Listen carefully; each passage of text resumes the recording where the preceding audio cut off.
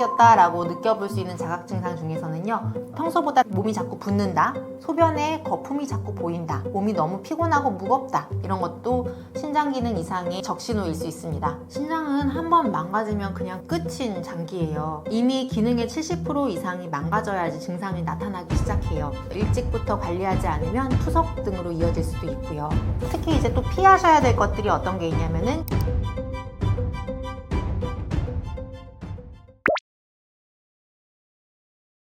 네, 우리나라 식습관이 점점 서구화되고 안 좋은 쪽으로 가고 있다 보니까 그런 것 같습니다. 현대인의 식습관, 특히 짠 음식이랑 가공식품을 많이 먹는 게 신장에 굉장히 좋지 않아요. 거기다가 운동은 덜 하죠. 그리고 고혈압도 늘고 당뇨도 과거보다 늘고 있습니다. 이런 것들이 신장 질환의 원인이고요. 신장 같은 경우에는 조기 발견이 어렵다 보니까 건강검진상에서도 어느 정도 이상 손상이 되었을 적에 발견이 되게 됩니다. 신장은 한번 망가지면 그냥 그렇게 끝인 장기예요. 그래서 이미 기능의 70% 이상이 망가져야지 증상이 나타나기 시작해요. 그래서 일찍부터 관리하지 않으면 투석 등으로 이어질 수도 있고요. 스스로 회복 능력이 거의 없습니다. 내가 신장에 이상이 생겼다라고 느껴볼 수 있는 자각 증상 중에서는요, 평소보다 다리 붓기가 많이 늘었다, 몸이 자꾸 붓는다, 내지는 소변에 거품이 자꾸 보인다, 내지는 몸이 너무 피곤하고 무겁다, 내지는 밤에 자꾸 왜 저희 소변 보러 일어나시는 분들 계시죠? 요게 한두 번이 아니라 너무 좀 횟수가 많이 늘어나고 있다, 이런 것도 신장 기능 이상의 한 적신호일 수 있습니다. 신장한테 일거리를 덜 주면 돼요. 그래서 신장은 나트륨하고 칼륨을 배설시키고요. 그래서 나트륨도 줄이고요, 당분도 줄여야 되고요, 칼륨이 많은 음식들도 좀 줄이시는 게 좋습니다. 그리고 단백질 너무 많이 섭취하시게 되면은 단백질 부산물도 신장에서 처리를 하게 돼요. 그래서 너무 과하게 농축된 고단백 음식이라던가 단백질 쉐이크류 같은 것도 자제해 주시는 게 좋고요. 또 당연한 얘기지만 흡연과 음주 줄이는 거, 운동해 주시는 거, 스트레스 받지 않으시는 거, 이것도 중요하고요. 한방에서는 보신약이라고 해서 신장을 튼튼하게 해주는 약재들도 있어요. 숙지황이라던가 구기자, 산수유, 이런 약재들이 신장을 튼튼하게 해주는 보신약에 속하죠. 대부분 과일하고 채소들은 신장에 좋은 편이에요. 특히나 블루베리 같은 경우에는 강력한 항산화 작용이 있고요. 사과는 섬유질도 풍부하고 콜레스테롤을 조절해주는 역할을 해요. 귤도 비타민C가 많아서 도움이 많이 되고요. 단 귤 같은 경우에는 당분이 많으니까 하루에 한두 개 정도만 섭취해 주셔야 돼요. 그리고 특히 이제 또 피하셔야 될 것들이 어떤 게 있냐면은 첫 번째, 고단백 음식 피하기. 그래서 너무나 과하게 농축된 단백질 쉐이크라던가 고기를 아주 많이 드시는 거는 피해 주셔야 되고요. 두 번째, 칼륨 많은 음식 피하기. 감자나 나트륨 같은 것들은 칼륨이 많아서 오히려 신장한테 일을 하는 역할을 하게 해줘요. 시금치도 칼륨이 많다고 해요. 그래서 이런 칼륨이 많은 음식들에서 칼륨을 제거해 줄 수 있는 방법들이 시금치처럼 데치고 삶거나 좀 뜨거운 물에 넣고 끓여주시면 칼륨이 많이 빠진다고 합니다. 그래서 이렇게 나물류로 많이 드셔주시는 게 좋고요. 또 세 번째로는 너무 정제된 당분, 가공식품 피해 주시기. 이렇게 세 가지 지켜주시면 도움이 많이 될 것 같습니다. 당뇨병 환자분들, 고혈압 환자분들, 아니면은 잦은 이뇨제를 드시는 분들, 과하게 다이어트 하시는 분들, 단백질을 많이 드시게 되시는 분들, 이런 분들이 신장 질환에 취약하신 유형에 속하고요. 체질적으로 저희가 음허 내지는 신허에 속하시는 분들도 신장에 좀 약하신 분들이라고 생각합니다. 신장 질환이 있으신 분들은 신장을 최대한 쉬게 해주고 일을 덜 시켜야 돼요. 근데 짠 음식을 먹게 되면은 짜니까 몸에서는 체내 농도를 맞추려고 물을 더 마시게 돼요. 그러면 신장 입장에서는 배출시켜서 없애야 되고 걸러야 되는 나트륨의 양이 더 많아졌기 때문에 일을 많이 하게 돼서 짠 음식은 신장에 좋지 않게 되죠.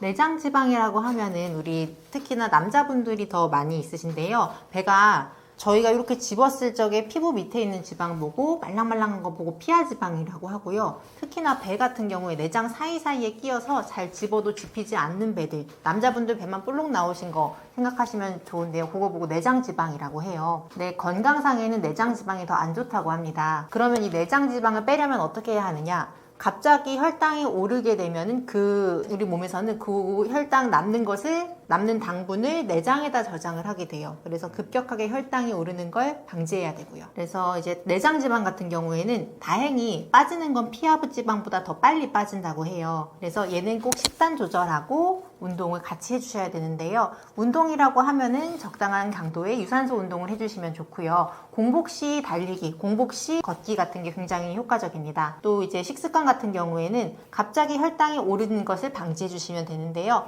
음식 드실 적에 한 가지 쌀밥 먼저 먹는다기보다는 과일하고 고기, 채소하고 같이 좀 식사를 해주신다던가 아니면은 가공식품류 이렇게 좀 짜고 자극적이고 달고 한 음식을 조금 덜어주시는 거, 그리고 특히나 술하고 같이 드시는 음식을 좀 줄이시는 거, 그게 굉장히 핵심적이라고 합니다. 특히나 이제 야식 같은 경우에는 드시고 나서 주무시게 되면 혈당이 오른 채도 그대로 자기 때문에 그게 다시 내장지방으로 쌓이게 돼요. 그래서 너무 늦은 시간에 야식은 좀 삼가주시는 것이 좋습니다. 중년 이후에, 특히 갱년기 이후에 다이어트 하시는 분들은 이분들은 많이 먹어서 살찌는 게 아니에요. 그래서 식사량을 보면은 특별히 많이 드시지도 않는데도 이분들은 근육량이 적어져서, 운동량이 적어져서 살이 찌신 거예요. 그래서 좀 건강한 감량을 위해서는 운동을 꼭 반드시 병행해 주시는 게 필수적인데요.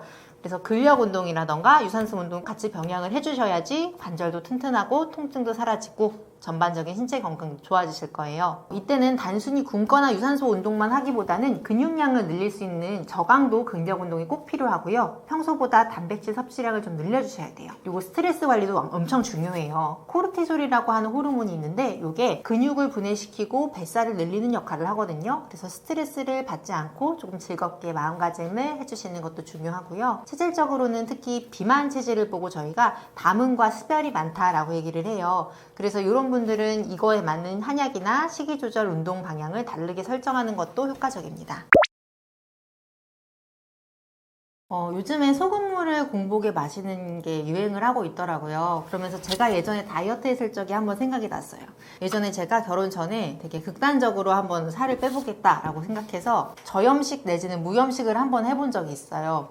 한 하루쯤 그렇게 해봤더니 다음날 엄청 어지럽고요. 두통이 엄청 심해지고요. 머리가 멍해서 하루 종일 아무것도 못 하겠더라고요. 그래서 느낀 게 소금이 우리 몸에 정말 꼭 필요하구나 라고 생각이 들었고, 그때 제가 고추장 한 입 숟가락 먹고 나서 모든 증상이 싹 사라졌던 기억이 납니다. 대부분 사람들이 상식처럼 생각하죠. 무염식, 저염식, 소금은 좀 줄여야 돼, 소금은 안 좋아, 살쪄, 이렇게 생각을 하시는데요. 그러다 보니까 너무 또 소금을 안 먹는 분들이 계세요. 이런 분들은 특히나 이제 내가 가족분들 중에서 고혈압이라던가 신장질환 환자분들이 계셔서 요리를 하다 보면 내 것만 또 따로 간을 하기가 어려워서 그냥 같이 드시는 분들이 계시는데요. 소금은 어느 정도 몸에 꼭 필요한 성분이기도 해요. 그래서 소금을 드시되 어떻게 드시냐면 물을 한 1리터 정도를 준비를 하고요. 너무 짜지 않게 한 티스푼 정도 좋은 소금을 타서 드시면 되세요. 그래서 몸에 어느 정도 필요한 나트륨하고 미네랄 원소들은, 미량 원소들은 내가 섭취를 하되 너무 과하지 않게 해주시는 걸 추천드리고요. 그렇게 1리터를 만드셔서 이온 음료 마시듯이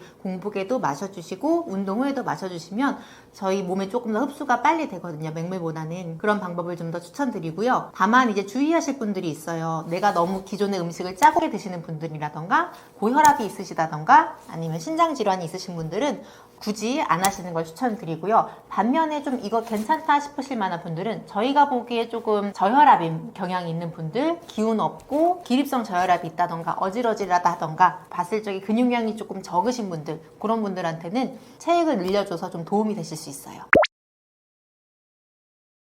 제가 처음에 출산 후에는 74kg까지 쪘다가 58kg까지 뺐었고요. 두 번째 출산 후에는 76kg까지 쪘다가 오히려 평소보다 더 날씬하게 54kg까지 빠졌어요. 환자분들 중에서는 이게 앞자리가 두 번 바뀌게 20kg 넘게 빠지면 어르신들은 정말 못 알아보시는 분들도 계시더라고요. 제가 어떻게 뺐는지 한번 말씀을 드리면, 우선은 출산 후는 되게 특수한 상황이에요. 살은 이만큼 쪘는데 단기간에 굉장히 많이 쪘는데 내가 운동은 특별히 할 수 없는 상황이고 몸은 굉장히 지쳐있는 상황이에요.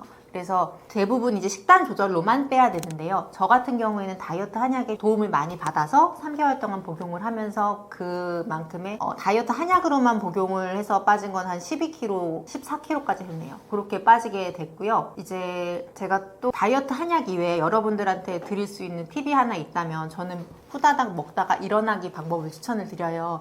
대부분 임산부 시절에는 식사량이 엄청 많이 늘어나 있어요. 근데 나는 이걸 한꺼번에 늘어난 거가 아니라 한 몇 개월에 걸쳐서 서서히 늘어났기 때문에 나는 줄인다고 줄여도 그게 굉장히 많은 식사량인 경우들이 많거든요.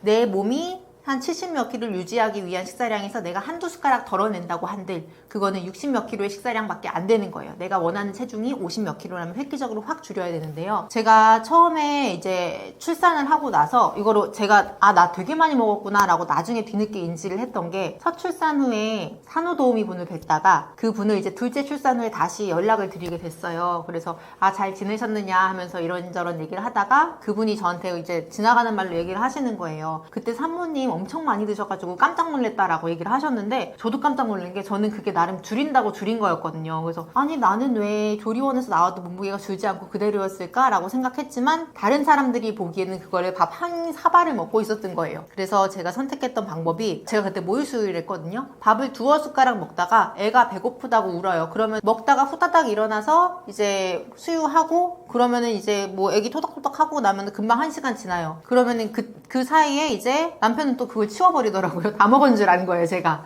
어느 정도 먹었으니까. 그래서 나는 아직 반밖에 안 먹었는데 치웠으니까 그냥 또 차리라고 하기도 그렇고 그냥 넘어갔는데 그게 반복이 되다 보니까 양을 획기적으로 줄이는데 조금 도움이 되더라고요. 그래서 당시에 저는 다이어트 한약도 복용을 했지만 내가 두어 숟가락 먹다가 일어난다 라고 생각을 했던 것 같아요. 그리고 그거 남은 거는 그대로 냉장고 넣어놨다가 다음 끼니에 또 먹고 하면 두 번, 세 번 차리지 않아도 되니까 이제 되게 편리하게 양을 많이 줄이는 방법이 되었던 것 같아요. 근데 여러분 또 임산부 때 쪘던 살은 빼고 나면 유지도 굉장히 쉬워요. 왜냐면 이거는 내 식이 습관이나 내 운동 이런 거가 부족해서 찐 게 아니라 임신이라는 특수성 때문에 찐 살이잖아요. 그래서 내가 예전에 먹던 양만큼만 먹어서 빼놓으면 또 그 상태로 잘 유지가 훨씬 쉬운 편이에요. 일반 병원에서는 잘 안 가르쳐주는 다이어트 비법이 첫 번째는 몸에 좋은 게 있고요. 두 번째는 몸에 안 좋은 게 있어요. 먼저 몸에 안 좋은 거 먼저 말씀을 드리면 스트레스를 엄청 받고 조금 마음을 불편하게 하고 마음고생하는 거 그럼 되게 많이들 살이 빠지실 거예요. 이게 다이어트 한약도 그렇고 양육도 그렇고 같은 원리를 사용해요. 사람들한테 인위적으로 스트레스를 줘서 마음을 좀 불안하게 만들어요. 그러면 내 몸은 지금은 내가 먹을 걸 찾을 때가 아니라 나는 빨리 도망치거나 빨리 싸우거나 해야 될 상황이야 라고 해서 식욕을 좀 억제시키게 만들어요. 이 원리를 사용하는 건데 스트레스를 강하게 받을 때는 사람들이 내가 지금 예를 들어서 면접 직전이라던가 싸움 직전이라던가 이런 상태로 마음을 느끼게 만들어서 콩닥콩닥하게 만드는 거예요. 그래서 좀 식욕이 없어지게 만드는 마음고생을 크게 한번 해보셔라 이런 게 있고요. 또 이제 몸에 좋은 방법으로는 어떤 게 있냐면은 밤에 자기 전 2시간 동안은 핸드폰 보지 않기예요. 이게 의외로 굉장히 효과가 좋습니다. 왜 그러냐면 잠을 자지 못하면 사람들이 스트레스 호르몬이 나와요. 그럼 이 스트레스 호르몬은 우리 몸에서 식욕을 느끼게 하는 그렐린이라는 호르몬을 조금 더 많이 나오게 하고요. 포만감을 느끼게 하는 렙틴이라는 호르몬은 조금 더 적게 나오게 해요. 그리고 스트레스를 받아서 잠이 부족하게 되면은 배로 더 살이 몰려서 찌도록 만들어요. 그리고 폭식을 하는 경우들도 많고요. 그래서 굉장히 숙면을 취하는 게 의외로 다이어트에 굉장히 좋은데요. 이제 핸드폰을 보다 보면은 잠자기 전에 되게 흥분 상태로 있다가 눈을 감게 돼요. 그러면 숙면에 접어들기까지 시간이 굉장히 오래 걸리기 때문에 될 수 있으면 주무시기 2시간 전에는 핸드폰을 보시지 않는 걸 추천드리고요. 또 내가 좀 핸드폰을 늦게까지 하는 습관을 버리다 보면 조금씩 잠자는 시간이 앞당겨져요. 그래서 야식의 위험성으로부터도 좀 안전해질 수 있습니다. 빵 같은 경우에는 보통 이제 빵을 만들 때는 얘가 밀가루만 들어가는 게 아니에요. 기본적으로 같이 들어가주는 게 설탕 들어가야 되고요. 버터 들어가야 돼요. 그래서 같이 쓰이는 재료들이 굉장히 고칼로리고 이제 혈당을 금방 올려줄 수 있는 재료들이 많고요. 이제 혈당을 올리는 GI 지수가 밥보다 밀가루가 조금 더 높기도 합니다. 쌀보다는. 그래서 저희가 보통은 밥을 먹을 때는 당연하게도 우리가 밥에다 설탕 넣고 밥하는 사람 없잖아요. 버터에 비벼 먹는 사람 없잖아요. 그래서 그걸 생각하시면은 이래서 살이 조금 더 빵보다는 밥이 낫겠구나 라고 생각이 드실 거고요. 이제 칼로리를 같은 그램 수당 보게 되면 현미가 오히려 칼로리가 조금 더 높아요. 한 10인가 20 정도 높게 되는데, 그래서 현미가 조금 더 살찌지 않을까라고 생각하시는 분들도 있어요. 하지만 포만감 면이 다릅니다. 포만감에서 현미밥은 요만큼만 먹어도 소화가 오래돼서 든든하게 만들어주고요. 일반 백미밥은 배가 금방 꺼지게 만들어요. 그래서 현미가 조금 더 다이어트에 유리하게 되죠. 혈당도 천천히 올리기도 하고요. 다만 이제 어떤 분들은 어르신들이 특히 이제 인터넷이나 TV에서 나오기를 현미가 좋다라고 하셔서 어르신들도 현미를 고집하시는 경우들이 있는데요. 소화력이 약한 사람들한테는 이게 비위에 부담을 줄 수가 있기 때문에 내가 조금 소화기가 약하다 하시는 분들은 차라리 백미가 낫기도 합니다.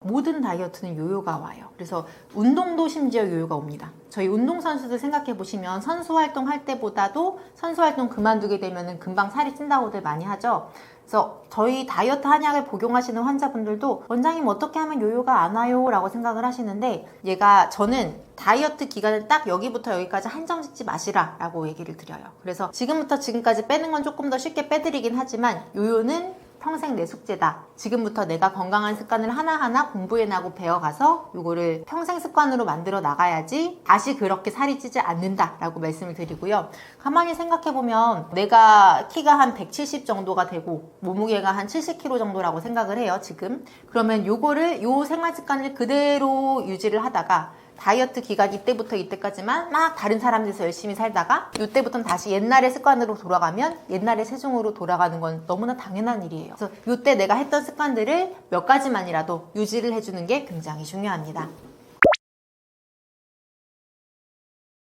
건강한 삶은 결국 일상 속에서 만들어지는 것 같아요. 저희가 아프고 나서 내가 지금부터 딱 다르게 살아보겠다 라기보다는 그냥 하루하루 나를 위해서 조금 더 좋은 거 먹어주고 나를 위해서 조금 쉬어주는 시간 가지고 요게 쌓이고 쌓이다 보면 하나하나가 건강한 습관으로 만들어져서 그 분의 건강한 삶을 살 수 있게 해주질 않나 합니다. 몸은 갑자기 막 한꺼번에 고장나는 경우가 없어요. 그냥 하루하루 내가 그동안 살아왔던 결과들이 누적되어서 나타나는 거고요. 항상 몸은 신호를 우리한테 보내고 있습니다. 우리 몸을 한 번씩 돌아봐주고 어떤 신호를 나에게 보내고 있는지 체크해봐 주세요. 저는 영등포에서 남편과 같이 부부 한의원을 운영하고 있고요. 푸른잎 한의원이라고 합니다. 다이어트 진료를 많이 보고 있어요. 그냥 단순히 체중 감량만 시켜드리는 게 아니라 다이어트 한약을 먹었음에도 내 몸 컨디션은 더 좋아지고 체질도 개선되고 요요도 방지할 수 있는, 전반적으로 내 몸을 더 활력 있게 해드릴 수 있으면서 살을 빼드릴 수 있도록 최선을 다하고 있습니다. 다이어트 혼자 해보시다가 어려우실 적엔 제가 도와드리겠습니다.